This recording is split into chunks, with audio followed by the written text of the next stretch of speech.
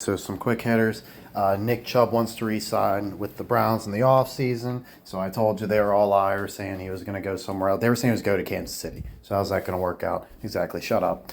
Bill Belichick has officially signed with UNC.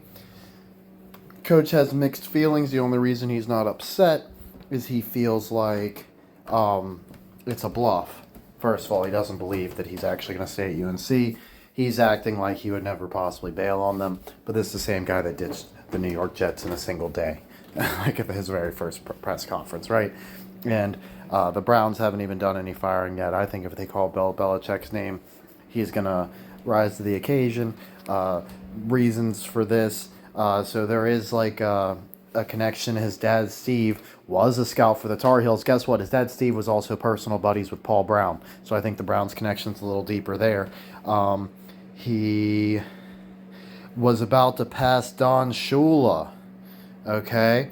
So I'm wondering if it's like even a situation to where like they do roll with Kevin Stefanski again and the team just starts shitting the bed again and they call Bill Belichick in midseason to do fucking damage control or something like that and finish off the deal. Who knows? But I'm thinking it's just he's not even gonna stay with UNC even through the preseason. I think he's gonna be with the Browns by the time spring training rolls around.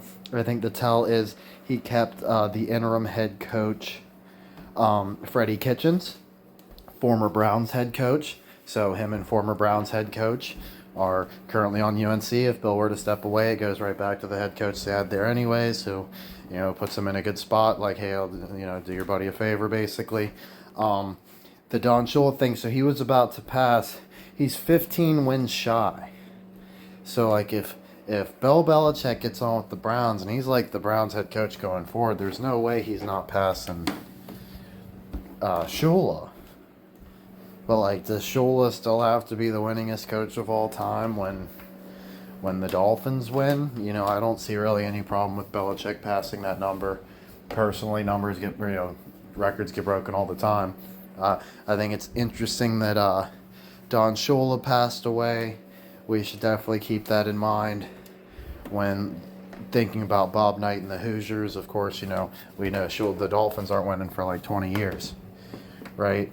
Now, Coach actually is a little bit worried about the Dolphins because if they're actually doing the seasons and not the Super Bowl year, which actually appears like what's going on, it was the 72 Dolphins and 73 Dolphins.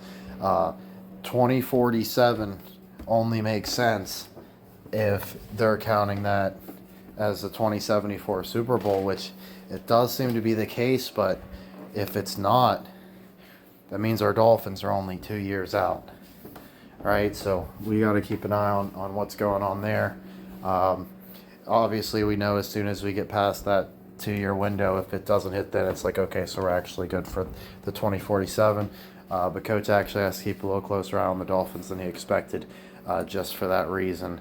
And really just hate the way football does that, where they just drop the championship 1 year over, so it gets it that much more confusing. Like baseball's nice and tidy, the World Series and the whole season all take place in the same year, right? So football gets a little bit more squirrely, same with basketball, same with hockey. But we're taking what we've learned and applying it forward, and that means we're not going to get too cocky about fading the Dolphins for 20 years, because the last fucking thing we would want is for them to just go ahead and get it 20 years before we called it, and ours doesn't even happen, right? So that would be a 55-year anniversary of when they won the first one. I don't see any real significance to that, but it is a number, right? So and it's a pretty big one. So once you get to a team that's like 50 years, you definitely better start keep an eye on them. Every team's had to go around once, right, and didn't get there. So they're definitely due up. We want, so keep an eye on Miami, especially Ohio going right into Miami. That would make perfect sense. But I think it's more like the Dolphins lose in 2027. I like the Browns popping up losing, Dolphins popping up losing, and then the Browns and Dolphins winning it right as we scheduled.